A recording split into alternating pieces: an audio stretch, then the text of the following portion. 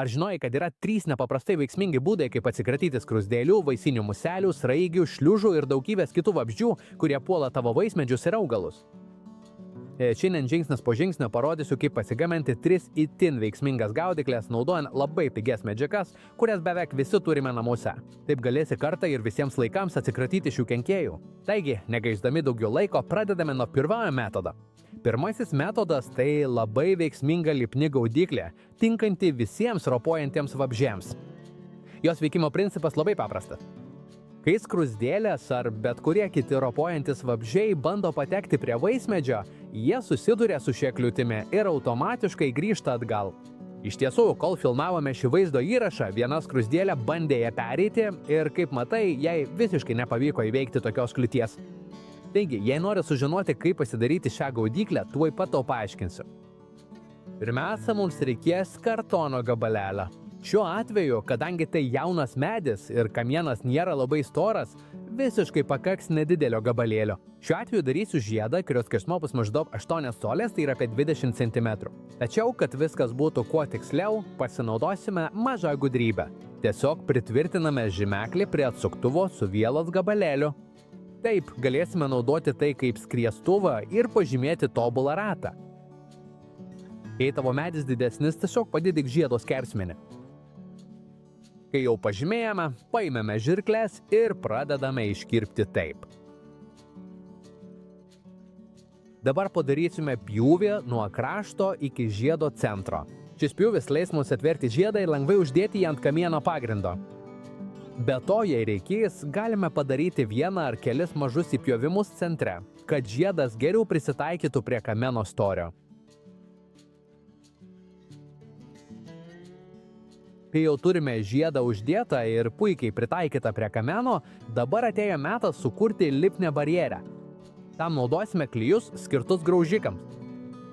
Šio tipo klijai yra sukurti taip, kad atlaikytų lauko sąlygas, todėl puikiai atsparūs drėgmei ir lietui. Be to, juos galite naudoti visiškai ramiai, nes jie nekenkia vaismedžiui. Dabar tiesiog užtepame ištisnę klijų juostą aplink visą žiedą. Maždaug pusės colio pločio juosta bus daugiau nei pakankama. Svarbiausia, kad barjeras būtų visiškai uždarytas, kad vabzdžiai nerastų jokio praėjimo taško. Priežiūra taip pat labai paprasta. Kartais verta patikrinti, ar barjeras vis dar švarus. Laikui bėgant gali susikaupti dulkių, lapų ar kitų medžiagų, kurios galiausiai sudarys tiltą ir leis vabzdžiams ją pereiti. Jei taip nutiktų, tiesiog pašaliname tą nešvarumą ir spąstai vėl veiks įprastai. Taip pat svarbu stebėti, kad aplink žiedą neaugtų piktžolės, nes jos gali tapti tiltu, kurios skruzdėlės pasieks medį, apeidamos lipnų barjerą. Jei pastebėsi kokią nors, tiesiog pašalink ją. Ir viskas. Nuo šiol, kai skruzdėlės ar bet kurie kiti laipiojantis vabzdžiai bandys patekti prie mūsų vaismedžio, jie susidurs su šia užtvara ir neturės galimybės pasiekti medžio. Taip išvengsime, kad jie kolonizuotų mūsų vaismedžius ir paskatintų kitų kenkėjų atsiradimą. Tačiau žinoma, šie spąstai puikiai veikia prieš laipiojančius vabzdžius. Na, o kaip dėl skraidančių vabzdžių? Tų, kurie pasiekia mūsų vaismedžius tiesiogiai, nereikėdami lipti kamienu. Na, jiems taip pat yra labai paprasta ir itin veiksmingas spąstai. Būtent apie juos ir pakalbėsime toliau. Antrasis metodas tai labai veiksmingi spąstai skirti gaudyti vaisines muses ir daugybę kitų skraidančių vabzdžių, galinčių pakenkti mūsų vaismedžiams. Jos veikimo principas labai paprastas. Paruošiame mišinį iš akto, vyno ir cukraus, kuris skleidžia labai stiprų ir šiems vabzdžiams itin patrauklų kvapą. Užuodę šį kvapą, jie atskrenda prie butelio, manydami, kad rado maisto šaltinį arba vietą, kur galėtų pasimaitinti. Patekę į vidų pro mažas angas, jiems tampa labai sunku rasti išėjimą, todėl jie lieka įstrigę viduje. Iš tiesų, šis spąstai yra ne tik labai veiksmingi prieš vaisinės muselės, bet taip pat pagauna daugybę kitų smulkių skraidančių vabzdžių, ženkliai sumažindami žalą, kurią jie gali padaryti mūsų vaismedžiams. Taigi, jei nori sužinoti, kaip ją pasigaminti, tuoj pat tau paaiškinsiu. Pirmiausia, mums reikės plastikinio butelio. Šiuo atveju naudosiu 1,5 litro butelį, nors taip pat galėtum naudoti 1/4 galono arba bet kokį kitą panašaus dydžio butelį. Pirmiausia, pripildysime maždaug 1/4 butelio vyno acto ir įdėsime 1 valgomąjį šaukštą cukraus.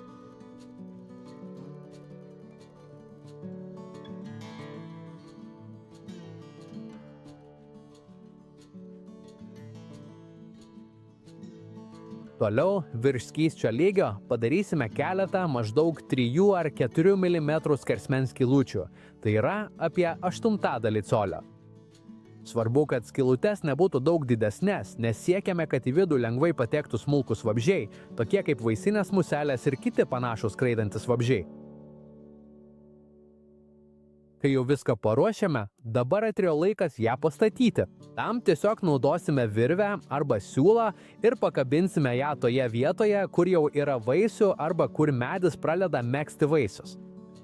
Idealu būtų ją pakabinti toje pusėje, į kurią pirmiausia šviečia rytinė saulė. Taip turinys nuo pat ryto šiek tiek iššils ir daug geriau skleis prinokusių vaisių kvapą, kuris pritrauks vaisinės muselės ir daugelį kitų skraidančių vabzdžių. Tokiu būdu dar labiau padidinsime spąstų efektyvumą. Pakabinti juos labai paprasta. Tiesiog perkišame virvę per butelio kaklelio, pririšame ją prie šakos ir paliekame, kad gerai laikytųsi. Ir viskas, spąstai jau veikia.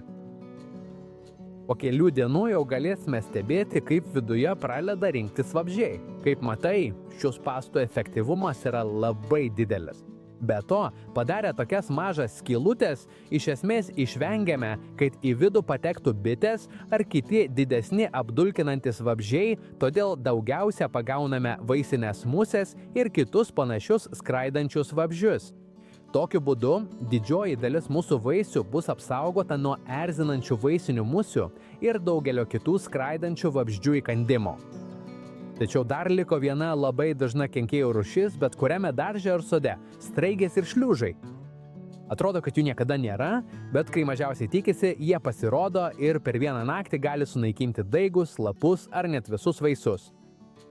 Jiems taip pat yra labai paprasta ir itin veiksminga spąstų priemonė – diatomitinė žemė. O ją naudoti labai paprasta.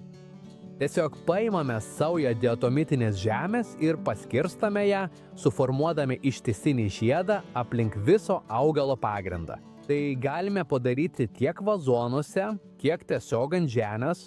Svarbiausia, kad neliktų tarpų, nes bet kokį mažą plyšelį sraigės, šliužai ar kiti vabzdžiai išnaudos, kad patektų prie vaismedžio. O kodėl šis spąstai taip gerai veikia? Nes ši medžiaga sudaryta iš mikroskopinių suakmenėjusių dumblių, turinčių labai abrazyvią tekstūrą. Kai straigė ar šliužas susiliečia su ja, tas paviršius jiems tampa itin nemalonus ir jie apsisuka, net neperėję barjero. Iš tiesų, šis produktas jau daugelį metų naudojamas ne tik prieš sraiges ir šliužus, bet ir prieš kitus laipiojančius vabzdžius. Vienintelis šio metodo trūkumas yra tas, kad lyjant ar sudrėkus, jis praranda didžiąją dalį savo veiksmingumo. Todėl po kelių lietingų dienų arba kai matome, kad barjeras išnyko, tiesiog vėl užberiame šiek tiek daugiau ir jį atnaujiname. Kaip matai, priežiūra labai paprasta ir tai leis mums apsaugoti savo vaismedžius visą sezoną. Na ir tiek šiandienos vaizdo įraše. Jau matai, kad tai 3 labai paprasti, bet taip pat labai veiksmingi metodai. Dabar tavo eilė juos išbandyti ir pamatyti rezultatus savo vaismedžiuose. Jei tau patiko šis vaizdo įrašas, nepamiršk paspausti patinka, prenumeruoti ir susitiksime kitame.